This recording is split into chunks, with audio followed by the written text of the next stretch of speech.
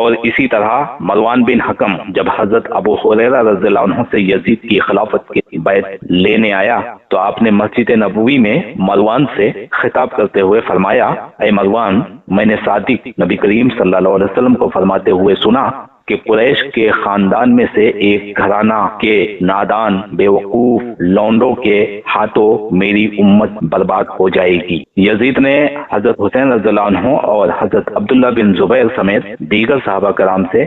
زبردستی اپنی بیعت لینے کے لیے کہا، جو بالآخر سانحہ کربلا کا موجب بنا۔ کربلا میں یزید لشکر حسین سمیت دیگر اہل بیت اور آپ کے رفقا کو شہید کرنے کا مرتکب ہوا۔ معرکہ کربلا اسلامی تاریخ کا سب سے بڑا سانحہ اور یزید کے اقتدار پر یقیناً بہت بڑا افواہ ہے۔ اسی طرح سانحہ کربلا کے بعد ذریت رسول کے ساتھ یزیدی فوج کا رویہ اور شام کے دربار میں اہل بیت کے ساتھ سلوک اس کی کردار پر بہت بڑا بدنما داغ ہے۔ بعد ازاں جب سانحہ کربلا کے نتیجے میں اہل حجاز نے یزید کی بیعت توڑی تو وہ مدینہ منورہ اور مکہ معظمہ پر حملہ کا مرتکب ہوا اور واقعہ حرہ کے دوران اپنی افواج کے ذریعے مکہ معظمہ پر پتھروں کی بارش کی اور خانہ کعبہ کی چھت کو جلا دیا، مقدس مقامات کی بے حرمتی کی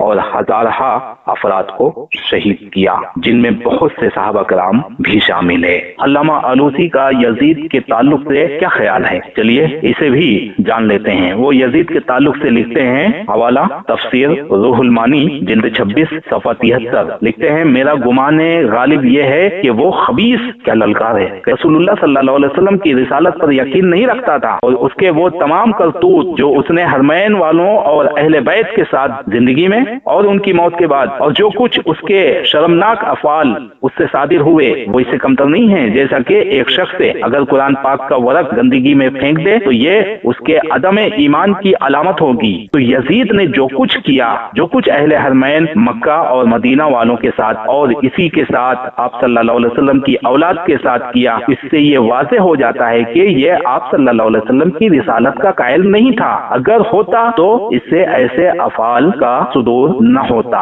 اگر یہ تسلیم کر لیا جائے کہ وہ خبیث یعنی یزید مسلمان تھا تو وہ ایسا مسلمان ہے جس نے کبائر میں سے ہر کبیرہ کو جمع کر لیا ہے اور جس کے بیان کرنے سے زبان عاجز ہے، اور میری رائے ہے کہ ایسوں پر نام کے تعین کے ساتھ لعنت کرنا چاہیے۔